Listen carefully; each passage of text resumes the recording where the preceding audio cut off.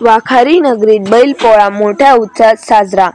बैलपोळा हा महाराष्ट्रात मोठ्या उत्साहात साजरा करण्यात येतो, कारण बैल म्हणजे शेतकरी राजाचा खरा बाहुबली मानला जातो।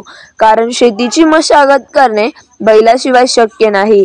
अलीकडच्या काळात जरी तांत्रिक साधने, अवजारे आले असतील तरीही बैल हा शेतकरी राजाचा महत्त्वाचा घटक म्हणून हिंदू सणांपैकी बैलपोळा हा महत्त्वाचा मानला जातो।